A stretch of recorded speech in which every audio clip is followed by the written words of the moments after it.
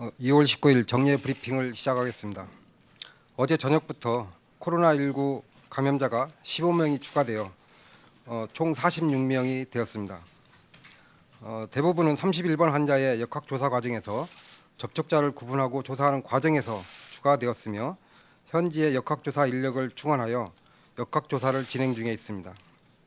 중앙방역대책본부와 지자체가 협력하면서 31번 환자 등의 접촉자를 격리하고 확진되는 환자들은 격리 치료병상에 입원시키는 등 감염 확산을 막기 위한 조치를 취하고 있습니다.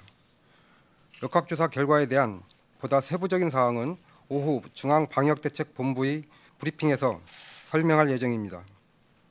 정부는 최대한 신속하게 조치하여 감염 확산을 통제할 것이므로 국민 여러분들께서는 지나치게 불안해하시지 말고 방역당국의 조치에 따라주실 것을 당부드립니다. 대구시에도 중소본의 현장 지원반 인력을 파견하여 적극적으로 지자체를 지원하며 공동으로 대응하겠습니다. 정부는 코로나19의 국내 유입과 지역사회 전파를 차단하기 위해 최대한의 노력을 다하고 있으며 초기부터 전염이 일어나는 코로나19의 특성상 지역사회로 전파될 가능성이 상존하고 있습니다. 현재 코로나19가 방역망의 통제 범위를 벗어나 지역사회로 확산되는 상황인지 여부는 역학조사 결과를 종합하여 중앙방역대책본부와 함께 판단할 것이나 정부는 그 가능성을 열어두고 이에 대처하기 위한 다양한 지역사회 대응 조치를 사전에 준비해두고 단계적으로 시행하고 있는 중입니다. 우선 진단검사 물량을 1일 5천 건까지 가능하도록 확충하였고 검사 대상자의 기준을 확대하여 의료진의 판단에 따라 진단검사가 가능하게 하였으며 검체 채취가 가능한 선별 진료소를 464개소까지 확대하였습니다. 이를 통해 지역사회에서 의료진이 코로나19를 의심하는 경우 진단검사가 실시되고 있습니다. 전국적으로 매일 800에서 1000여 건의 진단검사가 이루어지고 있습니다. 환자를 진료하는 격리병상은 필요에 따라 단계적으로 확충하고 있고 모든 환자는 안정적으로 치료받고 있습니다. 현재까지 12분이 건강하게 퇴원하였고 오늘 4분이 바이러스 배출이 없어져서 격리 해제된 상태로 추가 퇴원 여부를 검토하게 될 것입니다. 정부는 지역사회 확산에 대비한 대응 준비를 보다 신속하게 그리고 본격적으로 갖추어 나가겠습니다. 중앙정부뿐만 아니라 지자체와 의료계 협력해서 지역사회 중심의 대응 체계 준비를 하고 코로나19의 지역사회 전파를 차단하고 국민의 건강과 생명을 보호하는 데 모든 노력을 다할 것입니다. 국민들께서도 정부와 지자체의 대응 노력에 협조해 주실 것을 당부드립니다. 특히 대구시의 시민들께 협조를 부탁드립니다. 기침, 발열 등 감기와 유사한 증상이 있으신 분들은 일말의 가능성을 고려하여 동네 병의원이나 응급실을 바로 찾아가지 마실 것을 당부드립니다. 우선 1339 콜센터나 보건소에 문의하신 후에 필요한 경우 선별진료소를 찾아가 주실 것을 당부드립니다. 대구시의 선별진료소는 인원을 확충하고 있으나 경증의 모든 분들이 선별진료소에 모이시는 경우 적절한 진료도 어렵고 또 교차 감염의 가능성도 커질 위험이 있습니다. 발열이 나지 않는 가벼운 감기 증상의 분들은 가급적 집에서 쉬시면서 경과를 지켜봐 주시기 바랍니다. 발열이 동반되는 호흡기 증상의 분들은 1339 콜센터나 보건소의 상담을 거쳐 선별진료소로 가주시기 바랍니다.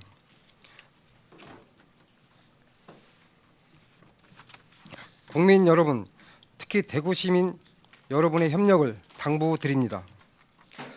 정부는 코로나19 발생에 따라 어려움을 겪고 있는 의료기관을 지원하기 위해 건강보험 급여비 조기 지급 특례를 시행하고자 합니다.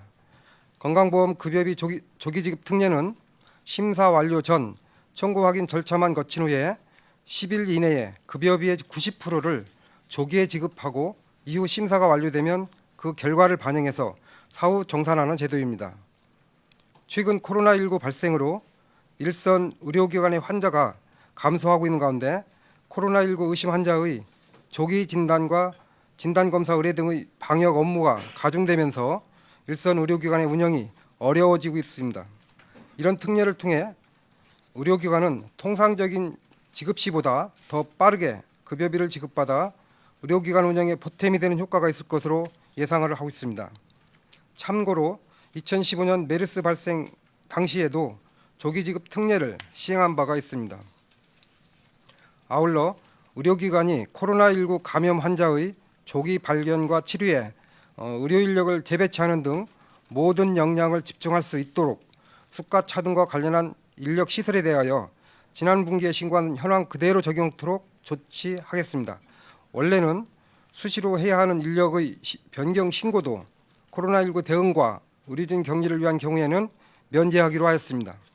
이와 함께 코로나19로 인한 의료기관의 어려움을 고려하여 당초 3월부터 실시 예정이었던 뇌혈관 MRI 집중심사 시기도 연기하여 과도하게 검사가 많은 기관에 대해서는 청구 현황 정보를 제공하여 자율적으로 개선토록 할 계획입니다.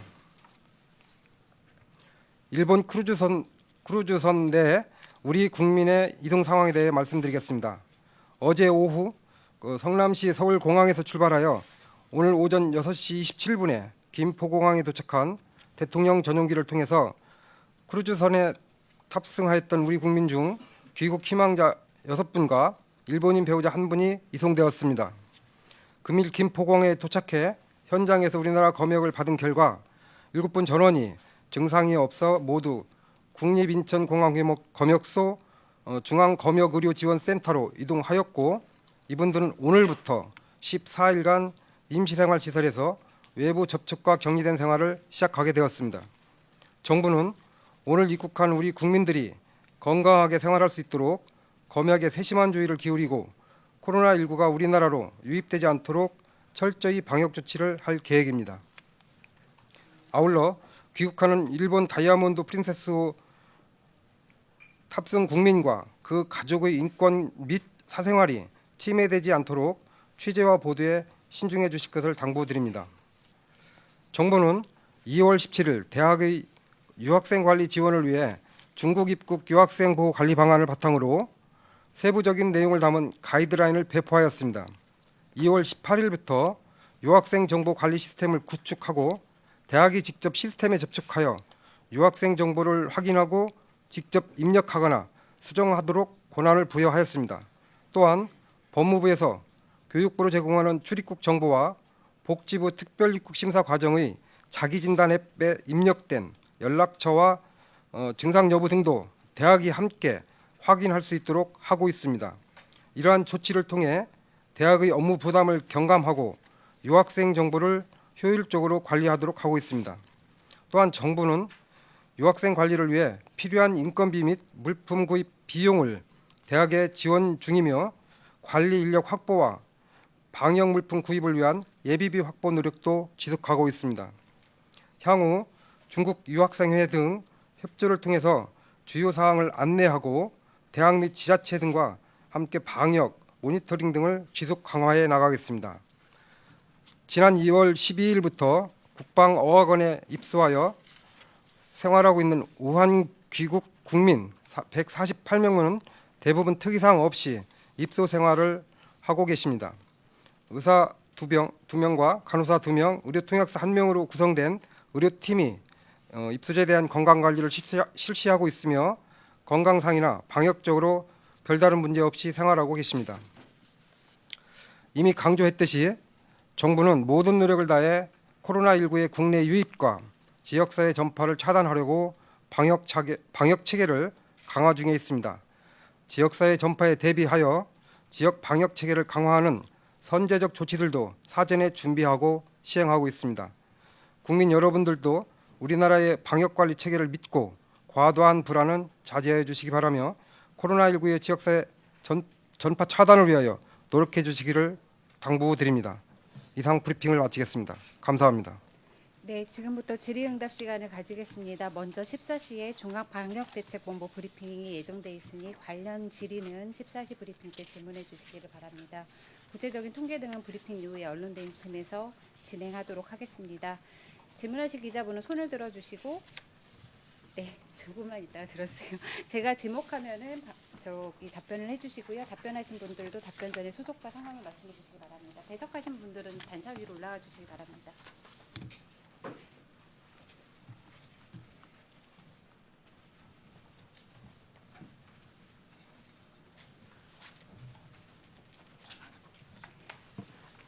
먼저 세종에서부터 질문 받도록 하겠습니다. 질문하실 기자님은 모두 손을 들어주시기 바랍니다. 지금 총 4분 신청하셨고요. 오른쪽 기자님부터 이런 순서대로 진행하도록 하겠습니다. 기자님 부탁드립니다. 예, 이투데이 김지영입니다. 질문 세 가지입니다. 먼저 31번 환자가 두 차례 검사 권유를 본인이 거부했다고 보도가 됐는데요. 환자가 검사를 안 받겠다고 버티고 여기저기 돌아다니면 통제할 방법이 없는 건지 좀 궁금하고요. 두 번째로 각 지자체와 보건소, 병원에서 진단 검사 결과나 확진자 건강 상태, 확진자 동선 등을 이제 이런 정보들을 임의로 언론 등에 제공하고 있는데 이 부분도 관리가 불가능한 건지 설명 부탁드립니다. 그리고 마지막으로 11살 여아가 감염이 됐고 대구에선 지역사회 확산이 시작됐는데 어린이집하고 유치원, 각급 학교 대응은 지자체하고 교육청에 맡겨지는 건지 좀 알고 싶습니다.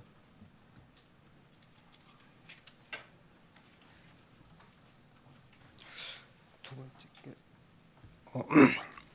우선 그 환자 의심자가 지금 만약에 검사를 거부하는 경우에는 저희가 경찰 관서하고 같이 보건소 직원이 같이 가서 그분들을 모셔다가 이제 검사를 실시를 하고 있습니다. 두 번째는 제가 두 번째 질문은 정확하게 다시 한번 말씀해 주시겠습니까? 예, 지자체나 보건소, 병원에서 진단 검사 결과나 환자 건강 상태, 동선 같은 걸 임의로 이제 제공을 하는데 좀 관리가 불가능한 부분인지 좀 듣고 싶습니다. 지금 저희가 원래는 이제 보건환경연구원에서 검사를 하고 좀 방역 질병관리본부에서 최종 확진을 하는데 요즘 최근에 지금 의료기관까지 이제 검사를 확장을 했습니다. 그런데 실제로 의료기관에서 보건소에 통보하고 또 질병관리본부에 이제 보고를 하게 되어 있고 그런 시스템적으로 움직이는데 경우에 따라서는 지금 일부 자료가 유출되는 경우가 있어서 지난번에 저희가 유출되는 경우 3건에 대해서는 경찰에서 수사 의뢰를 한 바가 있었고 그렇게 돼서 지금 현재 조치가 되고 있는 중입니다. 가급적이면 저희는 국민들께 혼선을 드리지 않게 하기 위해서 정보를 갖다가 일관성 있게 저희 방역대책 본부에서 전부 취합을 해가지고 발표하는 걸로 지금 이렇게 하고 있습니다. 다만 이제 지금 말씀하신 것처럼 일부 그런 사례가 있으면 그에 대해서는 저희가 또 조치를 지금 하고 있는 상황입니다. 그리고 셋째 지금 유치원하고 어린이집에 대해서는 이미 저희가 자치단체를 통해서 방침을 내려 보냈습니다. 다만 최근에 어린이집과 유치원에서 과다하게 또 휴원하거나 하는 경우가 종종 있었기 때문에 그에 대해서는 명확하게 지침을 내려 보냈고 중수본과 방대본에서는 그 지침에 따라서 할 수 있도록 조치를 했는데 진행되는 상황에 대해서 저희가 최근에 모니터링을 좀 하고 있습니다. 그래서 유치원과 어린이집의 휴원 수나 이런 것도 지금 줄어들고 있는 상황이고요. 다만 이제 확진자가 발생되는 경우에는 이제 휴원이나 이런 것은 유치원의 경우에는 이제 방역 당국 교육부와 협의를 해서 어린이집의 경우에는 이제 방역 당국 복지부와 협의를 해서 추진을 휴원 같은 것을 할 수 있도록 그렇게 지금 하고 있습니다. 네, 기자님. 네, 뉴시스 임재희 기자인데요. 일단 오늘 격리 해제 예정이신 네 분에 대해서 몇 번째 환자분이신지 그거 좀 부탁드리고요. 그리고 일단 대구에서 어쨌든 한 명의 확진자로부터 11분이 감염이 확인이 됐는데 그동안 감염 학회 등에서 보건소가 경증 의심 환자를 전담하는 등 의료 전달 체계를 재편해야 된다는 지적이 있었잖아요. 그거에 대한 논의 상황이 어떻게 되시는지 또 계획이 어떻게 되시는지 궁금합니다.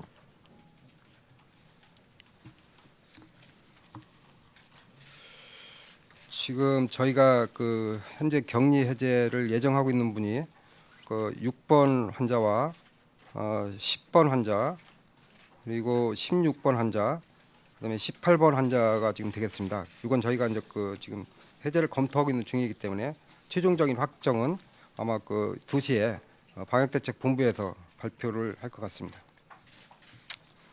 그리고 이제 전달 체계 관련해서 지금 저희들은 기본적으로 이 경증 환자뿐만 아니고 이 코로나19와 관련해서는 가급적 그 보건소에 설치된 선별 진료소 그리고 이제 의료기관의 경우에도 선별 진료소가 설치된 의료기관을 이용하도록 그렇게 하고 있습니다. 최근에 저희가 이 의원급 의료기관에 환자들이 많이 이제 가고 있고 거기에서는 또 밀접 접촉이 가능할 수도 있기 때문에 가급적이면 저희는 보건소를 많이 활용하도록 그렇게 지금 지속적으로 그렇게 권장을 해왔습니다. 네, 기자님.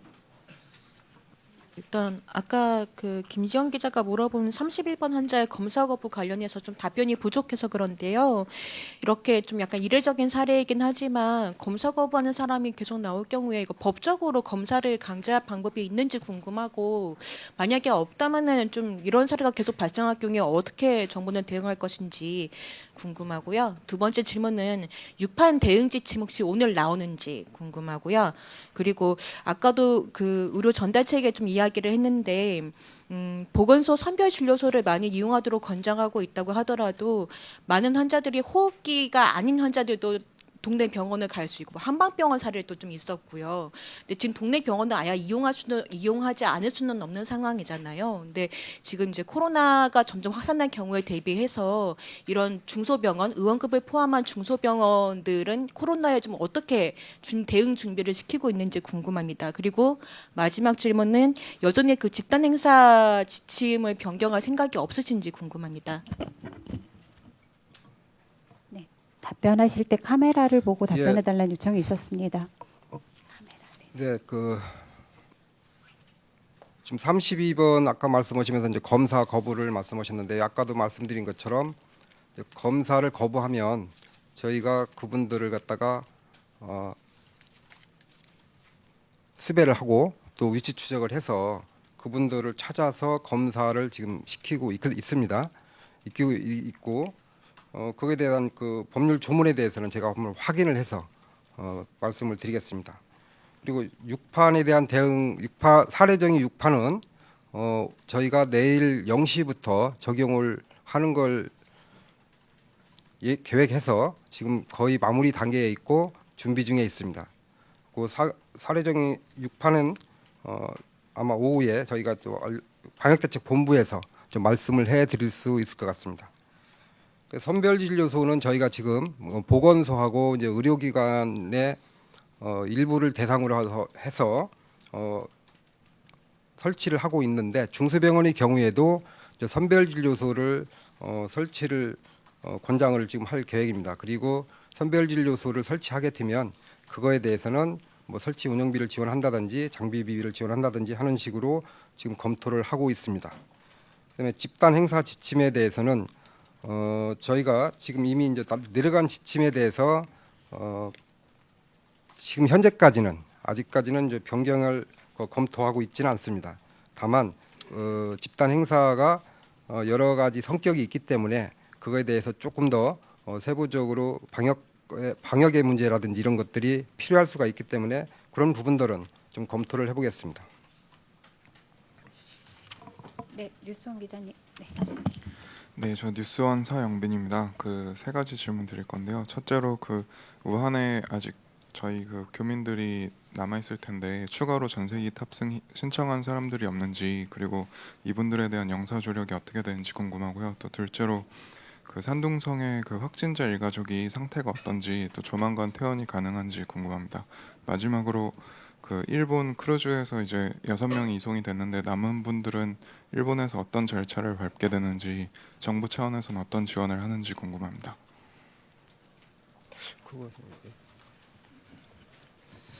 예, 외교부 해외안전관리기획관입니다.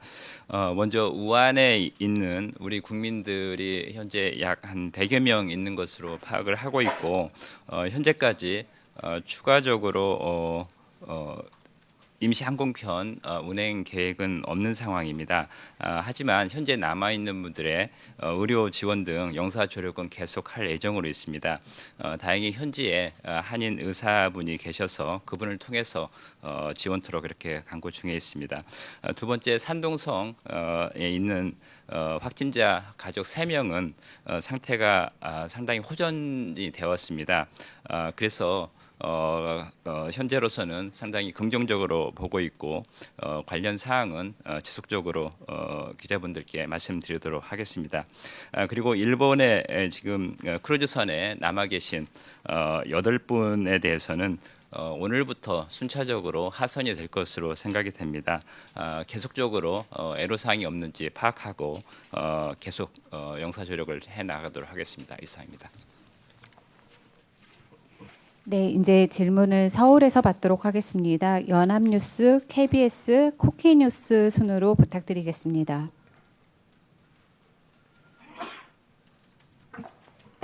저 연합뉴스 김잔디 기자입니다. 저 오늘 지역사회 감염 환자가 되게 다수 발생한 것으로 보이는데요. 이게 대유행으로 가는 건지 혹시 뭐 위기 경보를 격상하실 이유는 없는지 궁금하고요. 그리고 대구의 국가지정 격리병상 수가 한 10개 정도 되는 것으로 알고 있는데 민간까지 합쳐도 수십 개 정도라고 들었거든요. 그럼 이 지역에서 대규모로 확산했을 때 대비한 대책도 말씀해 주셨으면 좋겠고요. 그리고 일본 크루즈선 승객들이 이제 순차적으로 하선한다고 말씀해 주셨는데요.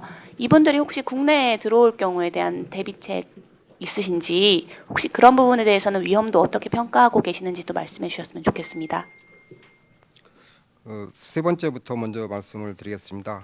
일본에서 이제 하선을 하셔서 이제 국내에 들어올 수 있는 그런 경우가 있을 수 있습니다. 그런 경우에는 저희는 종전의 예에 따라서 국내에 입국을 하게 되면 외국인의 경우에는 입국 금지를 우선 요청을 지금 한 상태고 한국 국민에 대해서는 들어오시게 되면 검역 절차에서 그분들을 갖다가 자가격리시키는 걸로 그렇게 지금 방향을 잡고 있습니다. 그리고 두 번째 그 국가지정병원 입니다만 그 지금 입국 금지를 하시겠다는 게 그 크루즈선에 탑승했던 명단을 확보하셨다는 얘기인가요? 지금 그 크루즈선에 탑승했던 분들의 명단은 저희가 외교부를 통해서 요청을 해놓은 상태입니다.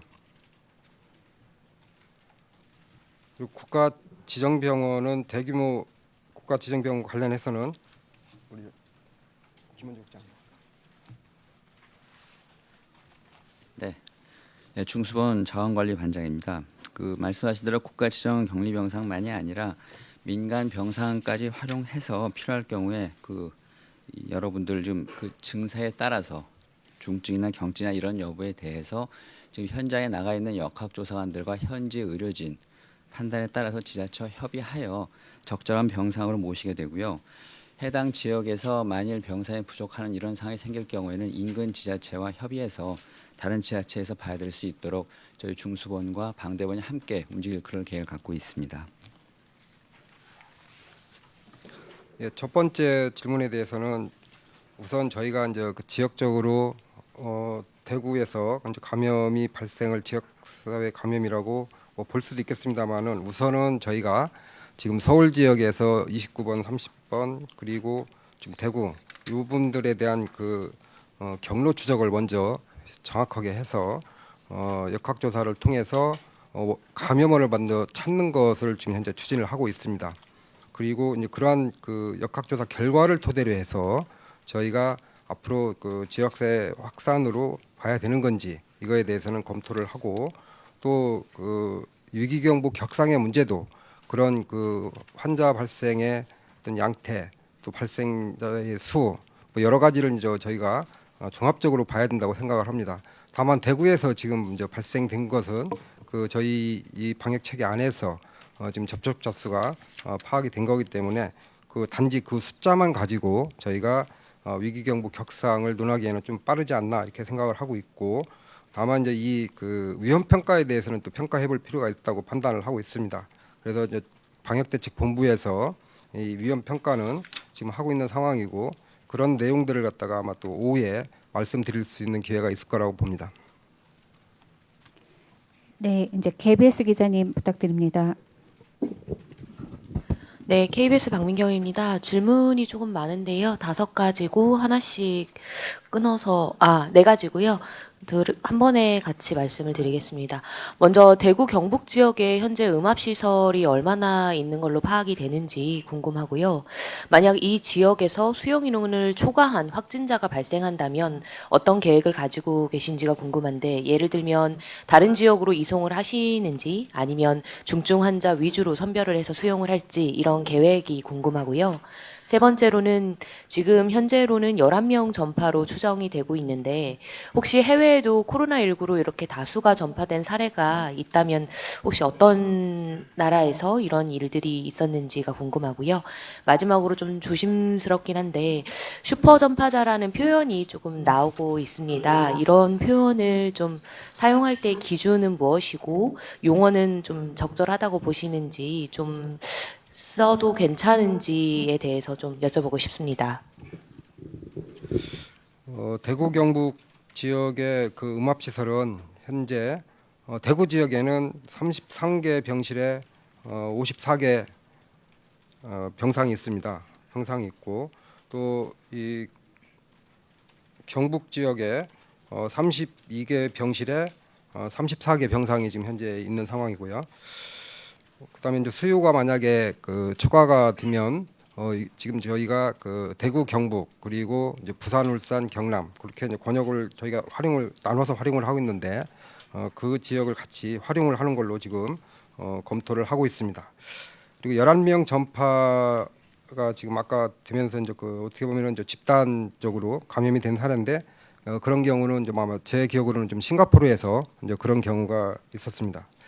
그리고 슈퍼 전파자라고 할 수 있는지 여부에 대해서는 아마 좀 더 역학조사를 해봐야 되지 않겠느냐 보고 있습니다. 그분이 원래 교회에서 그분들을 다 전파시킨 건지 아니면 또 그 안에서 감염이 된 건지에 대해서는 좀 세밀한 역학조사 결과를 봐야만이 말씀을 드릴 수 있을 것 같습니다.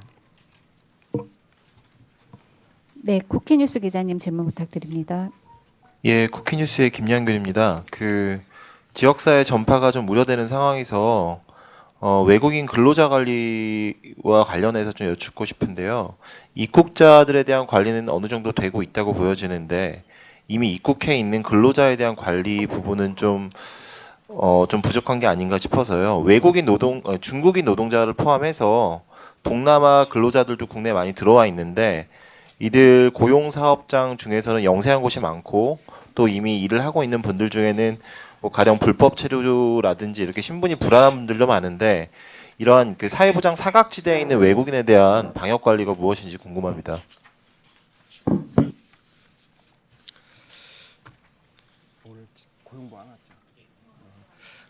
지금 저희가 이제 그 어제 하고 오늘 아침에 이제 이 외국인 중에서 근로자와 관련해서 논의를 했습니다마는 제가 그 부분에 대해서 아주 상세하게 답변을 드리기에는 좀 한계가 있습니다. 그래서 이 부분에 대해서는 별도로 좀 자료를 정리해가지고 말씀드리는 걸로 하고요. 우선은 저희가 중국에서 입국한 근로자든 아니면 저희 유학생이든 가급적이면 이제 그런 관리망 안에서 그분들을 갖다가 보호하는 걸로 지금 현재 추진을 하고 있습니다. 중국에서 입국하는 경우에도 2주간 지금 휴가나 휴업을 통해서 자가격리를 하도록 지도를 하고 있고, 특히 이제 중국인 고용사업장에 대해서 사업장 대응 지침을 저희가 이미 마련을 해서 2월 14일에 이제 배포를 한 바가 있습니다. 좀 전에 말씀드린 근로자의 2주간 휴가, 휴업 이런 내용이 되겠습니다. 그리고 지금도 모니터링을 갖다 지금 현재 하고 있습니다. 그리고 이 고용허가제와 관련해서 중국에서 오시는 분들에 대해서는 일단은 입국을 유예할 수 있도록 그렇게 사업주분들한테 요청을 좀 해 놓은 상황입니다. 좀 상세한 것은 저희가 고용부의 보도 참고 자료를 저희가 준비하도록 해서 좀 설명을 드릴 수 있도록 그렇게 하겠습니다. 네, 서울에서 마지막 질문 받도록 하겠습니다. 국민일보 기자님.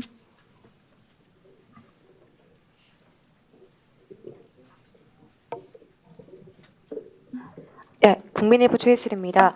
그 아까 비슷한 질문이긴 한데 코로나19 검사 거부했을 때 그 수배하고 위치 추적하신다고 했는데 그럼 새로 난 한방병원에서 검사 거부 사례가 발생했을 때 이게 방역 당국에 보고가 안 된 건지 만약에 이런 일선병원에서 또 검사를 환자에게 권했는데 거부를 했을 경우에 그게 방역 당국의 파악이 가능한 상황인 건지 궁금하고요. 그리고 선별진료소는 의료기관의 일부를 대상으로 설치를 권장한다고 하셨는데 어떤 기준으로 하시는 건지 뭐 신청을 받는 건지 중수본에서 하시는 건지 궁금합니다.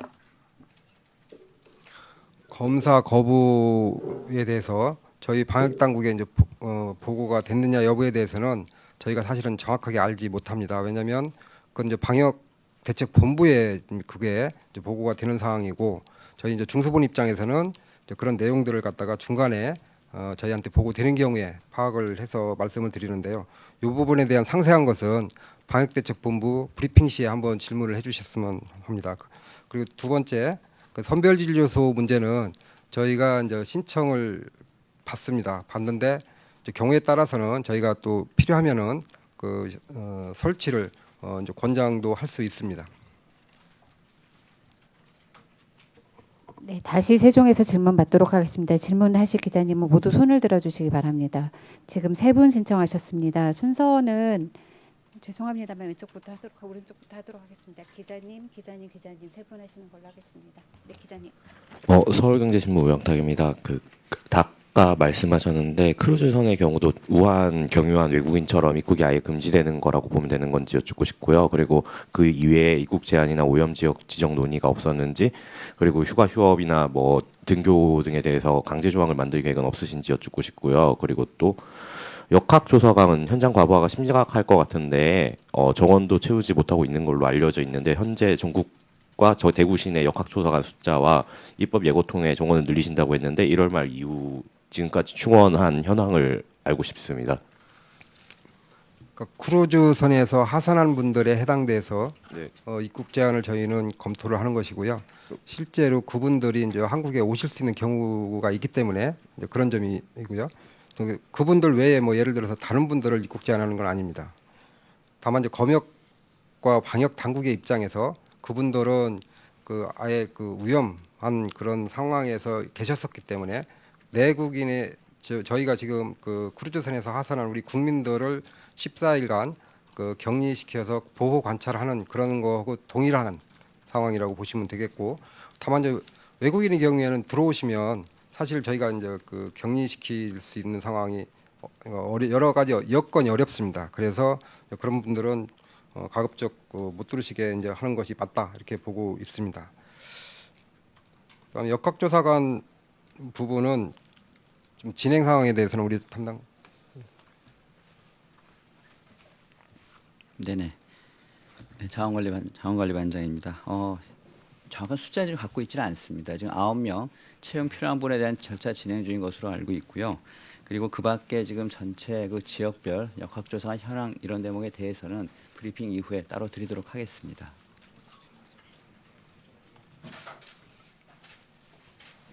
두 번째 질문은 제가 좀 정확하게 듣지를 못해서요. 한번 다시 말씀해 주시면 좋겠습니다. 유학생이나 아니면 이제 외국인 취업자 분들에 대해서 휴가나 휴업 등교 제한 등을 지금은 권고 조항이잖아요. 그걸 강제 조항으로 바꾸실 계획은 아직 없는 건지 여쭙고 싶습니다.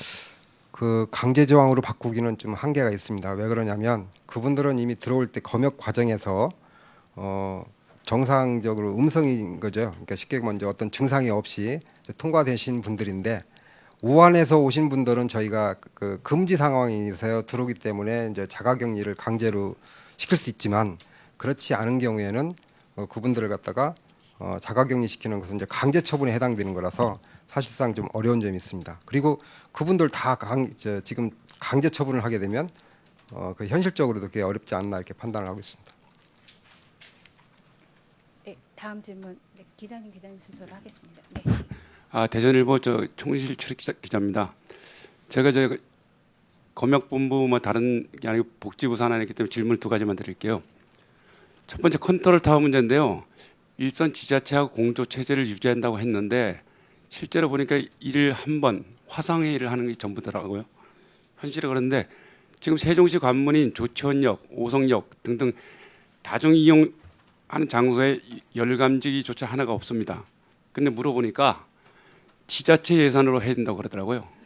그리고 월 1회 소득이면 충분하다고 보건소 관계자가 얘기를 하는데 이게 진짜 국민 정서가 맞는지 그 예산은 긴급 예산을 쓰라고 했는데 그 예산 정도는 얼마고 비치가 얼마 되는지 그 질문 하나고요. 두 번째, 대통령께서 청와대에서 말씀하신 건데요. 국민 생활과 가장 밀접한 것부터 해라 이렇게 지시가 떨어졌거든요.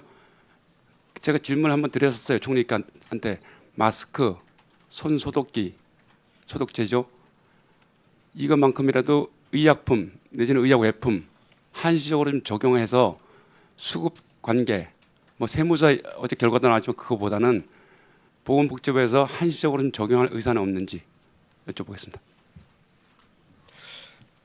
저희는 지금 방역대책본부가 방역 업무는 집중을 하고 있고 저희 중수본에서는 방역대책본부가 방역 업무를 집중할 수 있도록 지원을 하고 있습니다.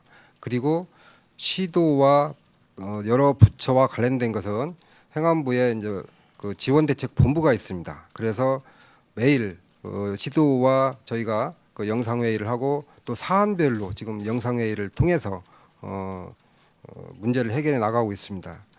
실제로 현장에서 저희가 계신 분들을 다 일일이 대면 회의를 한다는 것은 효율적이지 못하기 때문에 이제 그렇게 운영을 하고 있고요. 두 번째, 열감지 카메라 설치하는 것에 대해서는 방역적 관점에서는 과연 그게 효율성이 있는지에 대해서도 지금 의무를 제시하는 전문가들이 많이 있습니다. 열감지 카메라를 설치를 하게 되면 그 카메라를 보고 조치를 할 수 있도록 그 후속적으로 의료인을 배치하거나 어떤 다른 조치들이 따라가야 됩니다. 과연 그런데 그러면 여기에다 그걸 설치했을 때 그분 지나가는 것을 다 보고서 그런 조치들이 이어질 수 있겠느냐, 집행 가능성의 문제가 있습니다. 그리고 또 실제 전문가분들께서는 그렇게까지 하는 것이 효과적이냐라는 것에 대해서는 조금 의견을 달리하고 있어서 예를 들면 집단 행사를 할 때 예를 들어 체육관에서 집단 행사를 한다든지 어떤 밀폐된 공간에서 집단 행사를 할 때 출입과 관련해서는 할 수 있겠습니다만은 이 다중이 빈번하게 움직이는 그런 시설에서는 아마 효과성에 대해서 좀 의문을 제기하는 분이 있습니다. 그리고 가급적이면 저희도 이 시도에서 필요한 방역 물품에 대해서는 지원을 하려고 노력을 하고 있고 그런 소요들에 대해서는 이제 파악을 하고 있습니다. 예를 들면 이동형 음압기라든지 지금 아까 말씀도 하셨습니다만은 선별 진료소에서 쓰는 마스크라든지 손 세정제라든지 이런 보호 장구에 대해서는 저희가 계속 지원을 좀 하고 있습니다. 그리고 국민 생활과 밀접하게 관련된 마스크와 손 세정제에 대해서는 마스크는 저희가 별도로 지금 식약처를 통해서 10개 부처가 수시로 지금 회의를 하면서 대응 방안, 그러니까 대책을 갖다가 이행을 하고 있습니다. 단속도 강화시키고 또 생산량에 대해서 지금 저희가 물가 안정과 관련해서 신고하고 또 공급량을 갖다가 파악하고 또 실제로 이제 중간 유통 과정도 단속을 저희가 하고 있습니다. 그래서 이 마스크에 대해서는 가급적 국민들께서 구입을 하시는데 불편함이 없도록 하려고 최대한 노력을 하고 있습니다. 손 세정제의 경우에는 아직까지 품귀 현상이 발생하거나 이제 그렇지는 않은 상태고 또 손 세정제에 대해서도 공급이 좀 충분히 여력이 있는지에 대해서는 계속 저희가 관찰하고 있고 모니터링을 좀 하고 있는 상황입니다. 의약외품으로 지정하는 부분에 대해서는 이게 실제로 의약외품으로 지정을 하는 것이 이게 맞는지에 대해서는 좀 별도 검토가 필요한 상황입니다. 그냥 저희가 그 국민들께서 많이 쓰신다고 해가지고 의약외품으로 지정을 하고 또 실제로 의약외품으로 지정을 한다 하더라도 뭐 달라지는 거 없지 않습니까? 가격에 어떤 변화가 있고 이 예를 들어서 건강보험에 그걸 갖다가 부담을 한다든지 하면은 의약외품의 지정의 그 가능성 내지는 그런 것이 필요할 수 있겠지만 보험으로 그렇게 하는 게 아닌 이상은 별 차이가 없지 않겠나 이렇게 보고 있습니다. 네, 세종에서 CBS 기자님 질문하시고요. 그리고 현재 지금 서울에서 5분 신청하셨는데 저희가 시간 관계상 5분까지만 받는 걸로 진행하도록 하겠습니다. 네, CBS 기자님 질문 부탁드립니다. 예, 그 31번 환자가 진단 거부한 거에 대한 답변이 좀 불충분하게 느껴져서요. 그 경찰이나 보건소에서 인력이 출동해서 검사를 하게 한다라고 하는 건 제가 상식적으로 이해하기에는 검사를 거부하고 병원 밖으로 나가려고 하는 경우에 이제 찾아가서 그렇게 하겠다는 것으로 조치를 취한다는 것으로 이해가 돼서요. 31번 환자 같은 경우에도는 이제 병원 안에 있었잖아요. 그러면 병원 안에 있으면서 진단 검사를 거부하는 이 31번 환자에게도 뭐 경찰이 출동을 하는 건지 이 부분에 대해서는 어떻게 구체적으로 조치가 이루어지는 건지 강제적인 뭐 그게 가능한 건지 일단 다시 한번 여쭙고 싶고요. 두 번째로는 일각에서는 이제 인터넷에서 좀 고의적으로 조직적으로 역학조사를 방해하려는 시도가 있다는 주장도 또 나왔거든요. 그래서 만약에 이런 게 실제로 있다면 이 역학조사를 고의적으로 방해한 경우에 혹시 처벌이 가능한지 여쭙습니다. 그 아까도 말씀드렸습니다. 그 지금 31번의 그런 상황에 대해서는 제가 법률을 직접 그 확인을 못 하고 있어서 법률을 지금 저희가 법률 검토를 해서 이제 그건 그 다시 추가로 말씀을 드리기로 하고요. 그다음에 이제 역학조사를 고의적으로 방해했을 경우에도 사실은 이제 업무 수행을 방해하는 거기 때문에 그런 경우에는 어떤 조치가 필요할 수 있고 뭐 법적 근거는 제가 다시 한번 또 확인을 해봐야 되겠습니다. 제가 지금 그 규정 자체를 전부 다 일독하고 온 게 아니라서 그건 조금 저희가 검토해서 말씀을 드리도록 하겠습니다. 네, 이제 서울에서 5분 질문 받도록 하겠습니다. 뉴시스 기자님. 예, 뉴시스의 구무서입니다. 그러면 31번째 환자 일단 현재까지 검사를 거부한 것 자체는 지금 사실로 확인하고 계신지 일단 여쭤보고요. 그리고 대구 지역에 현재 하고 있는 긴급 방역 조치가 다른 지역에서 하고 있던 방역 조치와 혹시 다른 게 있는지 궁금하고요. 그리고 정부에서는 지역사회 전파에 대비해서 선제적 조치를 시행하고 있다고 하는데 그 선제적 조치가 무엇인지 좀 설명을 해주셨으면 좋겠고요. 그리고 혹시 뭐 우한시처럼 대구도 어떤 도시를 봉쇄하거나 아니면 이동중지 명령 같은 거를 내릴 어떤 논의 중에 있으신지 궁금합니다. 세 번째부터 말씀드리면 저희가 대구시를 갖다가 봉쇄하거나 이런 것을 검토한 바 없습니다. 왜 그러냐면 그 원인을 저희가 현재까지는 파악하고 있는 상황이기 때문에 관리가 충분히 가능하고 대응할 수 있다고 보기 때문입니다. 그리고 선제적 조치 죄송합니다. 이게 제가 지금 두 번째 거 다시 한번 말씀해 주시겠습니까? 예, 대구 지역에 하고 있는 긴급 방역 조치가 예, 다른 예. 지역과 예. 대구 지역의 지금 조치는 저희가 이제 그 집단 감염이 발생을 했기 때문에 그거에 대해서는 그 지금 저희가 그 중소본에서 현장 대응 그 팀을 좀 파견을 해서 집중적으로 같이 대구시와 조치를 좀 취하는 과정에 있습니다. 각 지역에서 이제 산발적으로 발생할 때는 각 지자체가 책임지고 저희가 할 수 있도록 도와드리고 있는데 이런 경우에는 조금 저희가 상황의 엄중함을 저희도 인식을 하고 있어서 직접 중수본에서 인력을 또 파견해서 그 지원을 하고 있고요. 그다음에 이제 두 번째는 저희가 그 아까 말씀드린 것처럼 진단 검사를 하루에 할 수 있는 그 물량이라든지 기관이라든지 이런 것을 좀 계속 확대해 나가고 있고 또 사례정의 6판을 저희가 이제 발표를 할 건데 그 6판도 지금 이제 그 지역사회의 확산이나 이런 것을 감안해서 지금 저희가 이제 그 추진하고 있는 내용이 되겠습니다. 이미 5판에서 저희가 의사의 소견으로 의심되는 경우에는 의사의 소견으로 검사를 할 수 있도록 이미 이제 풀어놨죠. 그래서 그것들이 어찌 보면은 사전적으로 저희가 선제적 조치라고 이해하실 수 있을 것 같습니다. 그리고 31번에 대해서 구체적으로 물어보시면 저희가 답변이 좀 어려운 점이 있습니다. 이미 이제 그것은 방역대책본부에서 직접 다 파악을 하시고 업무를 수행하시는데 저희가 그걸 구체적으로 바쁜데 계속 저희가 확인하고 보고해달라고 하는 것은 안 맞다고 생각을 합니다. 그래서 그 부분에 대해서는 조금 구체적인 내용은 방역대책본부 브리핑할 때 한번 여쭤보시면 좋겠습니다.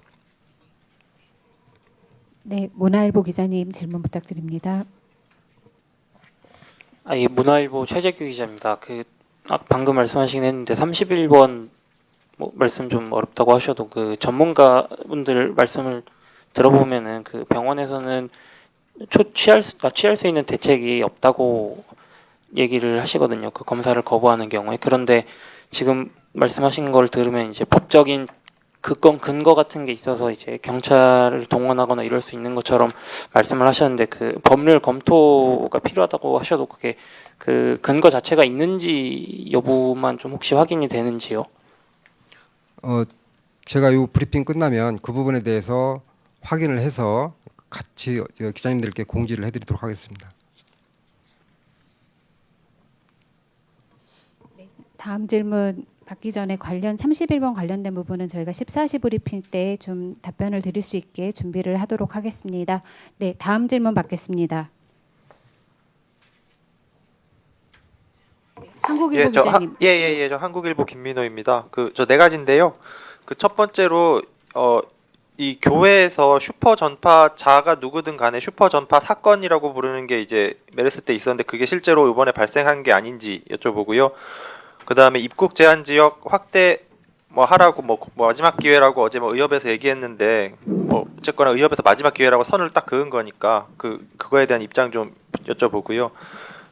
세 번째는 천병상 이후로 혹시 그러니까 환자가 1,000명 이상 발생하면 의사 경증 환자든지 의사 환자든지 격리 대상자가 1,000명 이상 발생할 경우 지금 국가 지정 격리 입원 병상에 시도 병상, 민간 병상 다 합쳐서 음압병실 1,000병상이라고 전에 하셨는데 그 이후로는 어디에 환자를 수용하게 되는지 1,000병상 이후에는 그거 여쭤보고요.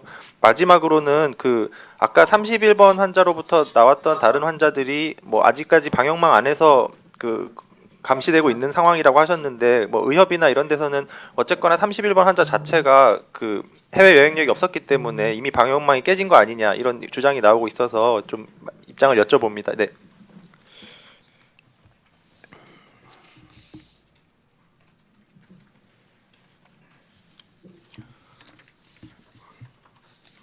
그 31번에 대해서는 저희가 아직 최종적으로 감염원을 못 찾았다라고 이야기하기에는 좀 이르다고 생각을 합니다. 지금 저희가 최선을 다해서 감염원을 갖다가 찾고 있는 중이기 때문에 방역망 밖에서 발생했다라고 하는 것은 조금 더 역학조사 결과를 보고서 판단을 해야 되지 않겠느냐 보고 있습니다. 그리고 1,000병상 이상은 저희가 지금 가지고 있는 전체 병상이 1,027병상 정도 됩니다. 그렇기 때문에 그 병상을 우선 활용을 할 것이고 그 외 추가 병상에 대해서도 저희 내부적으로는 지금 검토를 해놓고 있는 상황입니다. 입국 제한 문제는 지금 저희가 입국 제한을 어디를 할 것이냐 그리고 또 어떻게 할 것이냐라는 것이 이제 검토를 그동안 쭉 해왔습니다만은 국내외 여러 가지 환자 발생 양상이나 그런 추이 이런 것들을 감안해서 볼 때 지금 꼭 입국 제한이 지금 이 시점에서 필요한 건지에 대해서는 좀 검토가 필요하다. 저희는 그렇게 생각을 합니다. 그러니까 좀 신중할 필요가 있다고 생각을 하고요. 그다음에 이제 교회에서 발생한 것은 사실 이제 집단 감염의 상태인데 이런 경우가 저희 나라도 있고 또 아까도 말씀드렸지만 제 기억으로는 이제 싱가포르도 발생한 상황인데 이게 메르스 때도 그런 사례가 이제 집단적으로 발생한 경우가 있었습니다.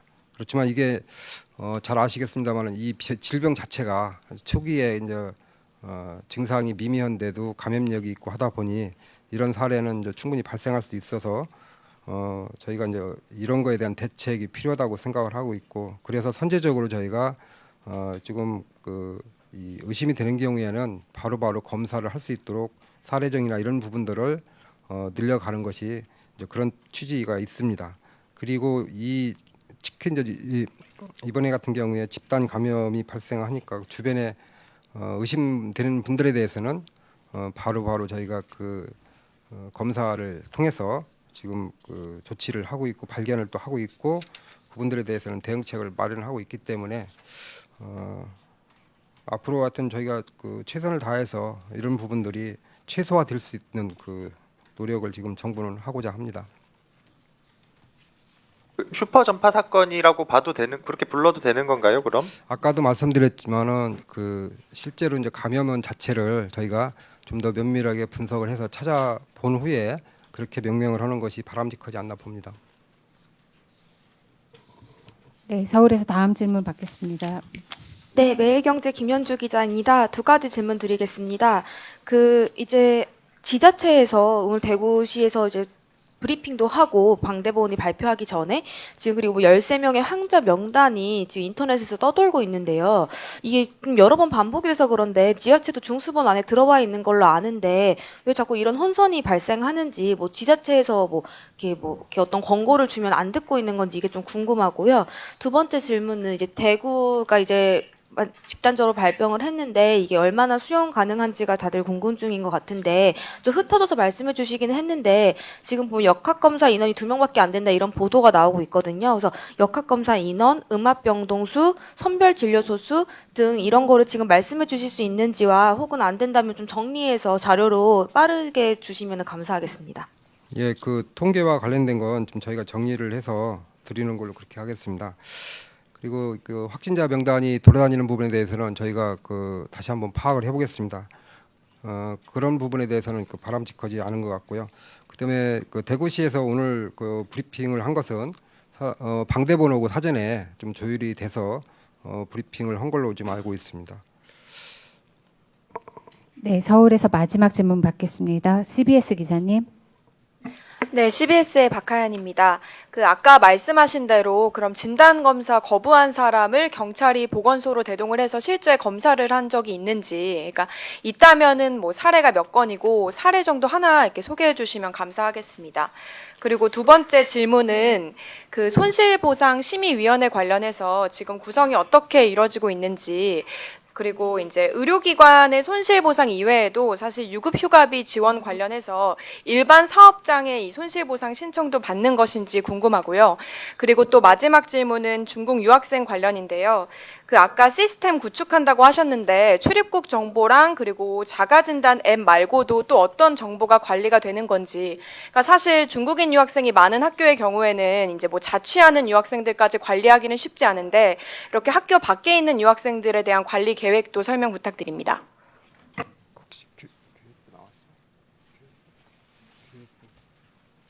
교육부 먼저 답변 좀. 첫 번째 질문하신 것은 아까도 제가 말씀드렸는데요. 저희가 이 고건에 대해서 아주 구체적으로 답변드리기에는 한계가 있어서 우선은 저희가 방대본 답변 때 브리핑 때 그것을 말씀드릴 수 있도록 그렇게 하겠습니다. 그리고 이제 손실보상심의위원회는 현재 거의 구성이 이제 마무리 단계에 있고 또 일반 의료기관을 대상으로 하고 일반 사업장의 경우에도 이제 손실이 발생할 수가 있어서 그건 제한적으로 보상이 필요하다고 저희는 판단을 하고 있는데 현재 국회에서 이 손실보상의 범위를 어떻게 정할 것인가에 대해서는 이제 법안 심의를 하고 있는 상황입니다. 그래서 구체적으로 제가 여기 말씀드리기는 좀 이른 것 같고요. 아마 이제 법안심사 소위에서 개략적으로 내용이 정해지면 내일 상임위 전체 회의가 또 열리면서 그런 내용들이 개략적으로 밖에 이제 공개할 수 있을 것 같습니다. 그리고 교육부 관련해서는 우리 과장.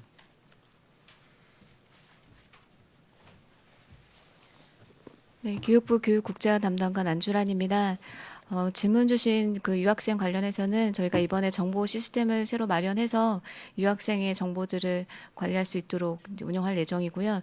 그리고 자가에서 이제 있는 학생들의 경우에는 복지부의 자가진단 앱을 활용해서 진단함과 동시에 학교에서도 그 학생들을 대상으로 모니터링을 하루 1회 이상 실시하도록 해서 철저하게 관리하도록 할 예정입니다.